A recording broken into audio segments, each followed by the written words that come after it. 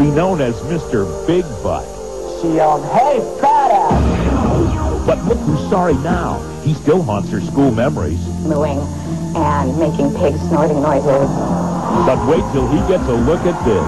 His only wish was to be one of the girls. And did his wish ever come true? Wow. Double D? Just look at me now. My first guest is named Susan. She called us and said she was, and I quote, the total geek in junior high. There she is in junior high. Now, that's what she's, there she is. That's what she looked like back then. Well, she's got the braces and the kind of modified afro, I guess, kind of long. All right, what the heck does Susan look like now?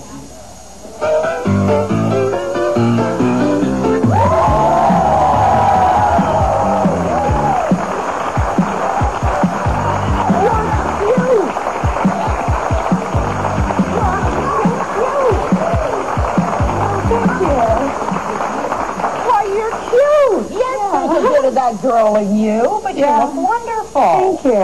Okay, you said, now look, how, if you're this cute, you had to have been that cute then. What? It was pretty bad. I was, How bad? How bad? I was short.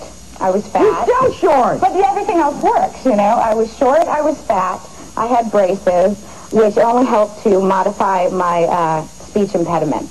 You had a speech impediment. Wascally wabbit. What? Wascally wabbit. I sounded like Elmer Fudd. And the braces didn't help because they would attach, you know, springs and things like that. And I remember being in science class and having to explain to my teacher, "I'm sorry, Mr. Roy, I can't talk. I have springs on my braces." Yeah.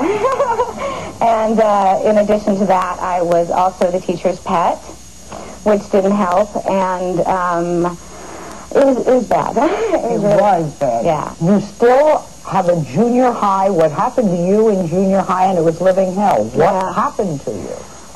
Boys. Yeah. I was in the gifted program, which meant we were a school within a school. So even though I attended a large school, there was only about 30 of us that had, and we had the same classes for 5 out of 6 periods every day. I got along okay with the girls, but there was this group of guys that made my life a living hell every single day. Give me an example. Well, the basic was that... now, there's one boy in particular yeah. that you think about night and day because this guy was the guy. Yeah. Not the guy you're in love with. No. The guy you hate. He was the ringleader. There was a group of about 5 of them, but he was the one that went out of his way to make me miserable. He, the least of it was that they would follow me down the halls every single day mooing and making pig snorting noises. But, what else did he do to make your life miserable? The worst thing that he did was, you know, I can see you're extremely affected by this. I really didn't want to cry. It's all right, hon. It really is. I'm sorry. I wouldn't have said it that way if I thought you were going to. No, it's still so there. And it's like 16 years ago. And it's right in front of you. All right. He made animal noises. And the worst thing that he did was, it was the first day of 9th grade, and I wouldn't see him during the summer, so what little self-esteem I had would build. And 9th grade, you know, 6th, 9th, 12th grade, those are the years. You rule the school. And they had split, our group had gotten larger, so they split us into 2 classes. So instead of being with the same people 5 to 6 periods a day, they split us into 2 groups. One would take English 1st and 4th, and the other would take, you know, English 1st and history 6th. And the few girlfriends that I did have were in the other group. So it was me and 3 other girls and all the guys, the worst of the guys. And we had to stand up and give biographies on each other. So I would say, "This is Sally, her favorite color is red, she likes, you know, whatever," and give the biographies. And one by one, they stood up, and the last line of each of their biographies, they stood up and they would say, "And this is Mike, and he thinks the grossest, fattest pig in the universe is Susan." And the teacher let about 7 or 8 kids go. The teacher didn't stop the first guy on the first one? No. You wouldn't go to the end of the year junior high party. Who's going to wear a bathing suit in front of these guys? Yeah, it was a swing party, and there was no way. But I mean, if he teased me in normal clothes, there was no way. And the bus?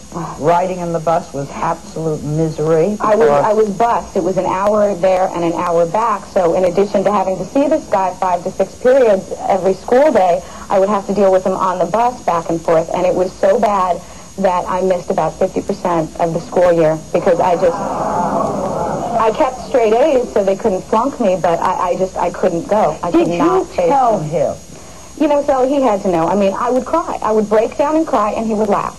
It was like as I would try to keep it together, and it's like when I would finally snap, even if I wouldn't sob, even if it was just, you know, tears rolling down my face, he lived for it. Right. Sometimes at night in dreams, I hear his voice, Mike's voice. It's his voice saying, blimp, pig, cow, you know, and I can see his face because you would think that, like, when you had destroyed someone, that would be enough. But he would just go, and I can see his face just laughing. It was like he got pleasure. He went out of his way, not just like saying things like the thing with the biographies.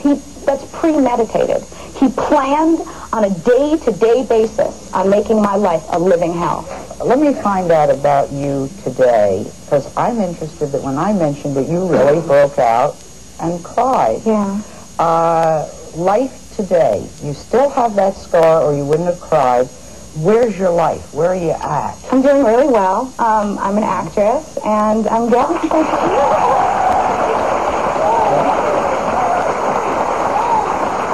Tell me what you're doing. Tell me about the jobs. I've done Unsolved Mysteries, Married with Children, Ned and Stacy. I was on the Steven Spielberg cop show, High Incident. I did NBC's Just Shoot Me. And I'm getting pretty close. I've gone up for some nice shows, some nice pilots, and hoping that maybe this next season I'll get the big break. So, yeah. If Michael asked you out, would you go out? You know, some friends of mine, before I came to the show, asked me that. They're like, what if he's really cute now? I said, obviously, you have never been teased that bad. Because asking me that is like saying, what if Jeffrey Dahmer's good looking? It doesn't matter. Susan's going backstage. Kevin, take Susan backstage. Now remember, you can't say word one, boys and girls, not word one. Come on, Michael. Come on. Okay. Please meet Michael.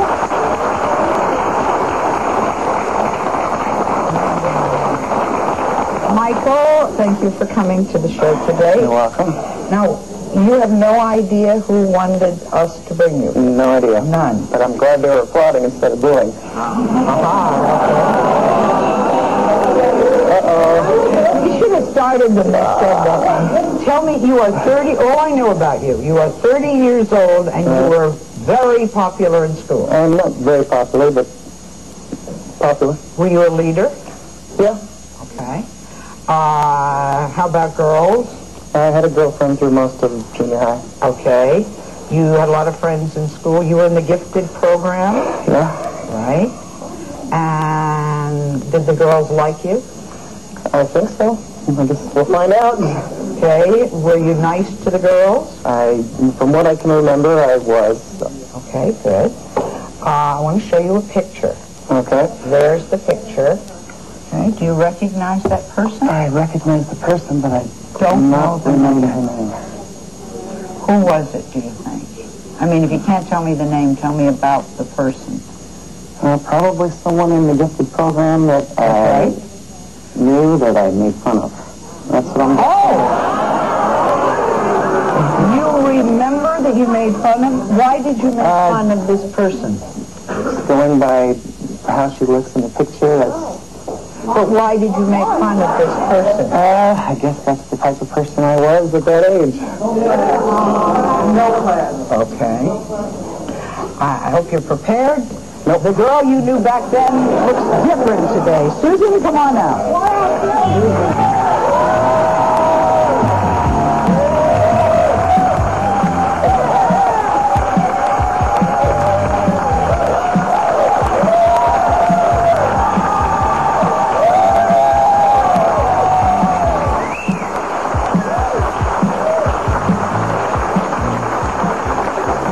it's obvious her name is Susan. Right. What else do you remember? You said you thought you picked on her, and you didn't quite know why. You were in junior high school together. Remind Michael of what he did. We were also on the bus together, so pretty much from the beginning of the day to the end of the day, you would moo at me, get groups of boys together, make pig snorting noises at me. There was the first day of 9th grade when you convinced everyone to end the biographies we did in Mrs. Gilman's class with, and the biggest, and blank, fill in the name, is the biggest, fattest cow in the entire universe. All I can say is that I'm real sorry. I don't, you know, I've seen shows before like this, and I always say I would hate to be that person, and I am now, and it hurts. And I'm sorry. If you really mean that, and you're not just saying that for the audience, then I absolutely forgive you. Great.